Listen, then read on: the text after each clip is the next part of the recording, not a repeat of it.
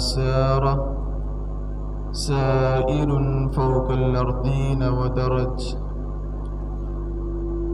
والصلاة والسلام على سيد محمد وعلى آله وأصحابه السرج ومن سار على دربهم وفي هديهم ولج.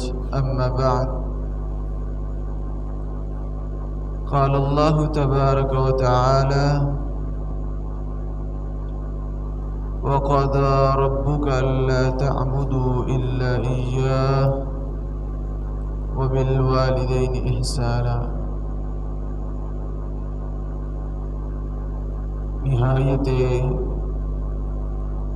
قابل احترام، قابل عزت سامعین مکرم،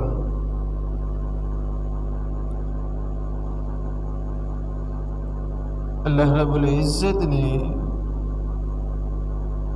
اس مبارک آیت کریمہ میں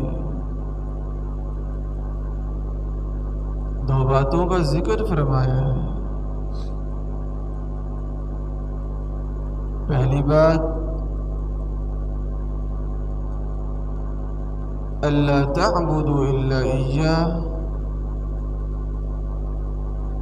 اللہ رب العزت کے علاوہ کسی اور کی عبادت نہیں کرنی. اسی لیے سیدنا معاذ رضی اللہ تعالی عنہ کو کہا تھا: یا معاذ لا تشرک باللہ وَإِن قُتِلْتَ وَحُرِّقْتَ. اے معاذ، کبھی بھی اللہ کے علاوہ کسی اور کی عبادت نہ کرنا، اگرچہ تمہیں قتل کر دیا جائے یا تمہیں زندہ کو جلا دیا جائے، لیکن اللہ کے علاوہ کسی اور کی عبادت نہیں کرنی. کتنا بیانک گناہ ہے، کس قدر خطرناک گناہ ہے یہ. وبالوالدین احسانا، اپنے والدین کے ساتھ نیکی کرنا بہت بڑا اچھا کام ہے، نیکی ہے. ہر کام کے اندر والدین کی اطاعت ضروری ہے. بلکہ سیدنا عبداللہ بن مسعود رضی اللہ تعالی عنہ فرماتے ہیں، میں نے عرض کی: یا رسول اللہ صلی اللہ علیہ وسلم، من احق الناس بحسن صحابتی، اللہ کے رسول صلی اللہ علیہ وسلم، میری صحبت کا زیادہ حق کون رکھتا ہے؟ قال امک ثم امک ثم امک. آپ نے 3 مرتبہ ماں کا نام لیا کہ تیری ماں تیری ماں تیری ماں زیادہ حق رکھتی ہے. ثم ابوک، پھر تیرا باپ. اس طرح رسول اکرم صلی اللہ علیہ وسلم سے سوال کیا گیا: ای الاعمال احب الی اللہ. اللہ کے رسول صلی اللہ علیہ وسلم، سب سے زیادہ خوبصورت اللہ کے ہاں کون سے اعمال ہیں؟ آپ نے پہلا فرمایا: الصلاۃ علی وقتها، نماز کو اس کے وقت پر ادا کرنا، اس کی قضائی کو چھوڑ دینا، نماز کو اس کے ٹائم پر ادا کرنا سب سے خوبصورت اور اللہ تعالیٰ کے ہاں نزدیک بہت پیارا عمل ہے. دوسرا فرمایا: ثم بر الوالدین، پھر والدین کی اطاعت کرنا.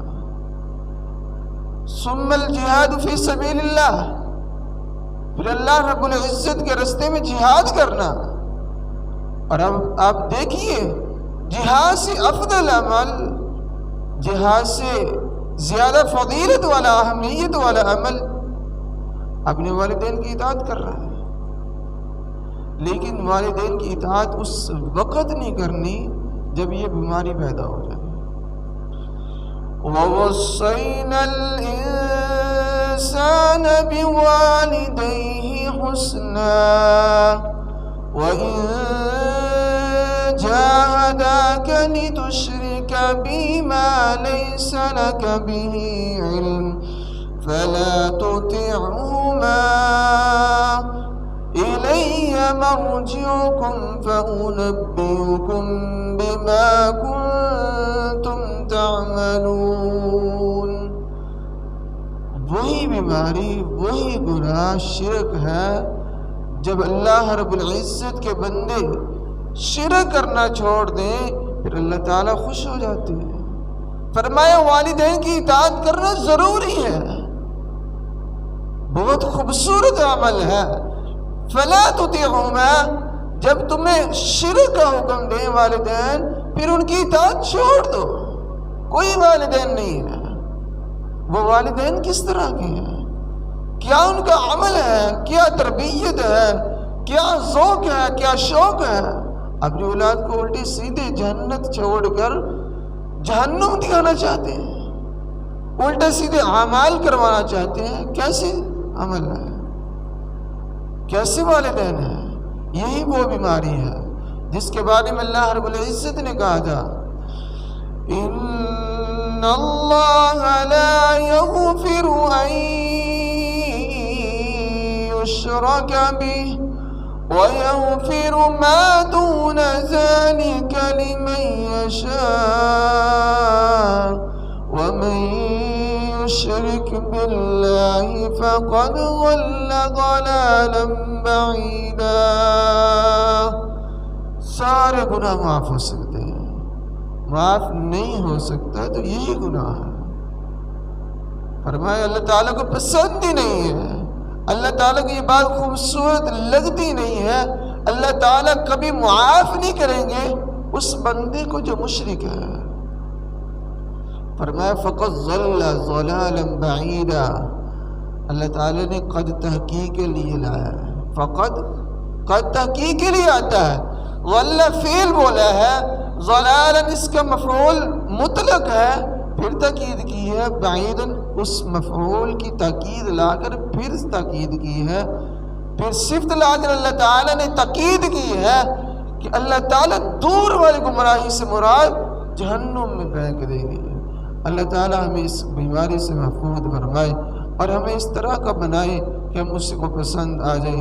اللہ تعالیٰ مجھے بھی اور آپ کو بھی اس بات پر عمل کرنے کی توفیق عطا فرمائے، اس طرح کے جملے ادا کرنے کی توفیق عطا فرمائے جو اللہ تعالیٰ کے ساتھ کسی قسم کا شرک نہیں ہونے دیتے.